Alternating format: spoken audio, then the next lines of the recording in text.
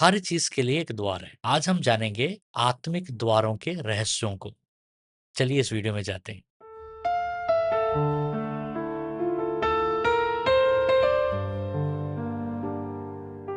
मेरी किताब श्रापों को कैसा तोड़ा जाए जरूर पढ़िएगा। इसमें मैंने बहुत गहराई से श्राप क्या होते हैं, वो कैसे आते हैं, उसका प्रभाव क्या है, उसको कैसे तोड़ना है, इस किताब में मैंने डिटेलली लिखा है। ये किताब आप फ्लिपकार्ट अमेजोन से पा सकते हो और इस किताब का लिंक मैंने नीचे डिस्क्रिप्शन में दिया है। देखिए, हर चीज के लिए एक द्वार है। आज हम जानेंगे आत्मिक द्वार का असली सिस्टम। कुछ लोग बिना स्ट्रगल के अपॉर्चुनिटीज में एंटर कर जाते हैं और कुछ लोग सालों तक खटखटाते रहते हैं, नॉक करते रहते हैं, फिर भी कुछ नहीं खुलता है।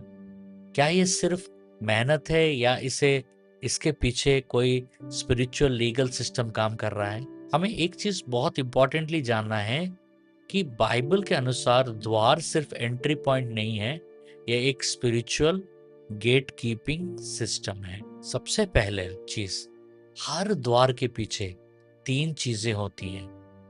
पहला अधिकार अथॉरिटी, दूसरा परमिशन अनुमति, तीसरा कंडीशन सत्र। अगर ये तीनों अलाइन नहीं है तो दरवाजा बंद रहेगा, अगर आप कितना भी प्रार्थना कर ले। द्वार बंद क्यों होता है, इसको हम बात करेंगे, रियल रीजन को बात करेंगे, जो बहुत लोग को इसके बारे में बात भी नहीं करते।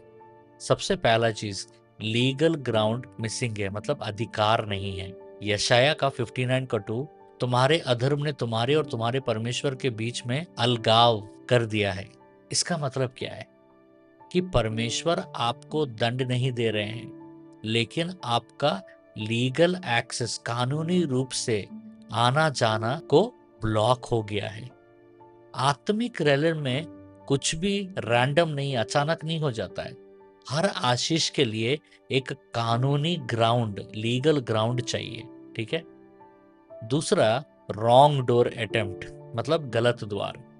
मत्ती का 7:13, सक्रे फाटक में प्रवेश करो, मतलब नैरो गेट। बहुत लोग संघर्ष इसलिए नहीं कर रहे हैं कि द्वार बंद है, बल्कि इसलिए कि वे गलत द्वार पर खटखटा रहे हैं। देखिए, परमेश्वर का योजना एक विशेष पद है, एक स्पेसिफिक पाथ है, लेकिन हम शॉर्टकट ढूंढते हैं। कई लोग शॉर्टकट ढूंढते हैं और उसका परिणाम क्या होता है? शॉर्टकट में मेहनत ज्यादा रहता है लेकिन एक्सेस जीरो रहता है। और एक कारण है कि टाइमिंग मैच्योर नहीं है, मतलब समय तैयार नहीं है। सब उपदेश 3 का 1 में हर एक बात का एक समय है। आपको ये बात जानना होगा कि कुछ द्वार बंद इसलिए नहीं है कि परमेश्वर ने मना किया, बल्कि इसलिए कि आप उस सीजन में नहीं है।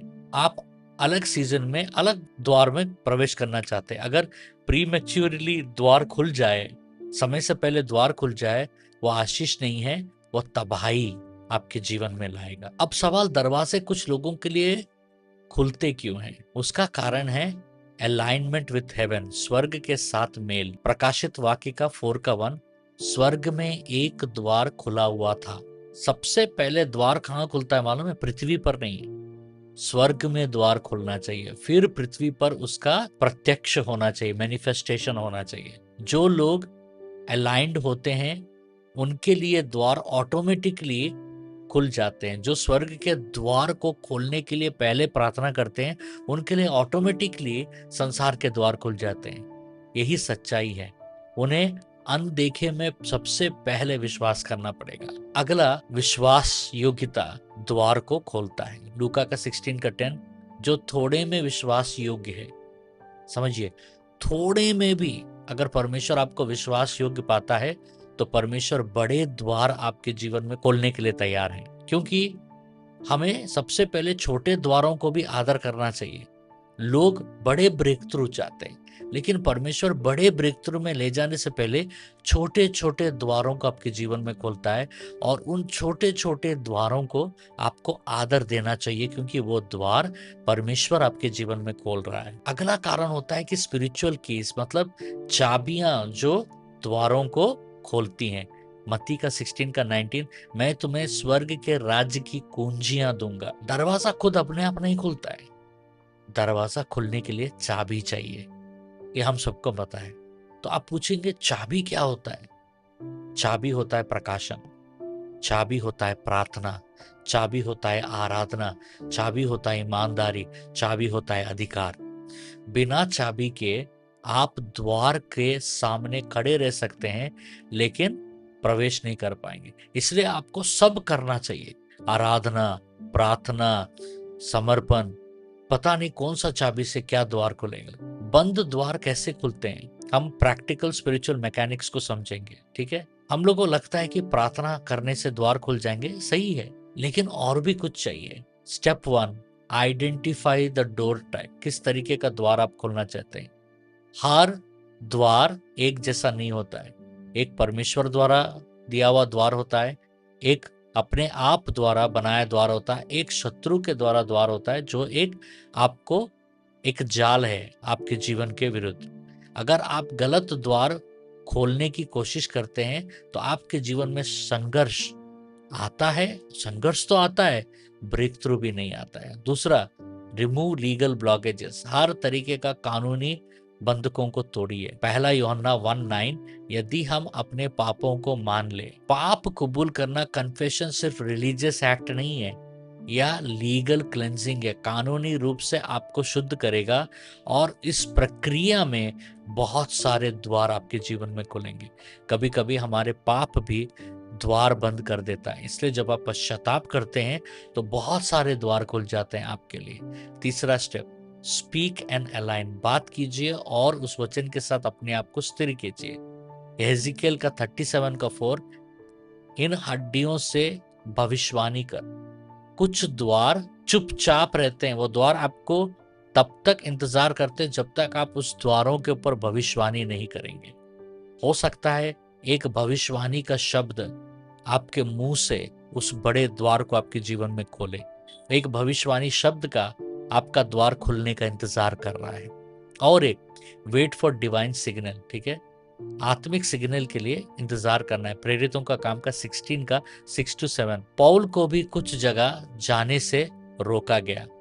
इसका मतलब है कि हर अच्छा अवसर, गुड अपॉर्चुनिटी परमेश्वर का द्वार नहीं होता है। This is not God's door. इसीलिए आपको पवित्र आत्मा का सेंसिटिविटी, होली स्पिरिट सेंसिटिविटी बहुत जरूरी है। एक बहुत खतरनाक सत्य मैं आपको बताना चाहता हूं कि हर खुला हुआ द्वार परमेश्वर का नहीं होता है। पहला कुरिन्थियों का 16:9, मेरे लिए एक बड़ा और प्रभावशाली द्वार खुला है पर विरोध भी बहुत है। डोर ओपन है लेकिन ऑपोजिशन भी है। ठीक है, इसीलिए आपको पहचानना बहुत जरूरी है। द गिफ्ट ऑफ डिजर्नमेंट होना बहुत जरूरी है, क्योंकि शत्रु भी द्वार खोल सकता है, लेकिन क्या होता है एंड में, वैसे द्वार में जाते साथ आप एक जाल में फंस जाते हैं, ट्रैप में फंस जाते हैं, फिर वहां से निकलना बहुत मुश्किल होता है। देखिए, लाइफ का प्रॉब्लम एफर्ट नहीं है, तो प्रॉब्लम क्या है? प्रॉब्लम है संचालन, एक्सेस सिस्टम समझ नहीं आना। आपको समझ में आना है कि कौन सा द्वार है, कैसा जाना है, इसको आपको समझ में आना है। और ये परमेश्वर आपको प्रकट करेंगे प्रार्थना और उपवास से। जब आप सिस्टम समझते हैं, आपको फोर्स करने का जरूरत नहीं है, द्वार अपने आप खुल जाएंगे और आप उसमें से बहते हुए निकल जाएंगे। तब द्वारों के पीछे आपको भागने का जरूरत नहीं, द्वार ही आपको स्वागत करेंगे। इसलिए प्रार्थना कीजिए, उपवास कीजिए और परमेश्वर से पूछिए सही द्वार क्या है। अब जब सही द्वार दिखे तो उस पर प्रोफेसी कीजिएगा। कुछ सूचनाएं हैं कि हर सोमवार और बुधवार को भारत के समय में रात को 9 बजे मैं लाइव आता हूं और सपनों का अर्थ बताता हूं। नीचे डिस्क्रिप्शन में ड्रीम इंटरप्रिटेशन फॉर्म का लिंक दिया गया, उसमें आप अपने सपनों को जरूर भेजिएगा, हम इंटरप्रेट करेंगे। और हर महीना का पहला शुक्रवार को हमारा 12 घंटा का प्रार्थना होता है, सुबह 7 बजे से शाम को 7 बजे तक, और हजारों की तादाद में लोग आते हैं, चिन्ह चमत्कार और भविष्यवाणियां होते हैं। आप हमारे साथ जरूर जुड़िएगा। और बाकी के शुक्रवारों को भारत के समय में रात को 9 बजे मैं ऑनलाइन में आकर प्रार्थनाएं चलाता हूं। हमारे साथ जरूर जुड़िएगा। अगर आपका कोई प्रेयर रिक्वेस्ट है तो आप नीचे डिस्क्रिप्शन में दिया गया प्रेयर फॉर्म का लिंक में आप अपने प्रार्थना को भेजिए। याद रखिएगा, हर सोमवार, मंगलवार, बुधवार और बृहस्पतिवार सुबह 6 बजे से 8 बजे तक हमारा टीम आपके प्रेयर रिक्वेस्ट को लेकर लाइव में प्रेयर करते हैं। आप उसे यूट्यूब में फॉलो कर सकते हैं कि आपके लिए भी प्रार्थना किया जाएगा। चलिए अभी हम एक प्रार्थना करते हैं। हे पिता, यीशु के नाम में मैं घोषणा करता हूं कि मैं सही द्वार को पहचानूं और गलत रास्तों से हट जाऊं। मेरे जीवन में जो भी बंद द्वार है, जो तेरी इच्छा से नहीं है, उन्हें बंद ही रहने दे, और जो द्वार तूने खोला है, मुझे उसमें प्रवेश करने का साहस दे। मेरी आत्मा को स्पष्टता दे ताकि मैं सही समय और सही अवसर को पहचान सकूं। यीशु के नाम में आमीन। अब ये रहा इनाम के लिए आज का सवाल। अगर बाइबल दिखाती है कि कुछ द्वार परमेश्वर खोलता है और कुछ स्वयं बंद करते हैं, तो हम उन द्वारों को कैसे पहचानें? एक लाइन में भी जवाब दे सकते हैं, और पहले 3 सही जवाब देने वालों में से 2 जन को मेरा लिखा हुआ किताब डब्ल्यू वॉरफेयर फ्री में मिलेगा। और प्लीज कमेंट्स चेक करते रहिएगा, क्योंकि मैं विनर को कमेंट्स में अनाउंस करता हूँ। फिर मैं बताना चाहता हूँ, अगर आपको कोई भी प्रार्थना की जरूरत है तो नीचे डिस्क्रिप्शन में प्रेयर फॉर्म का लिंक दिया गया है, उसमें अपने प्रार्थना को जरूर भेजिएगा। परमेश्वर आपको बहुत आशीष दे।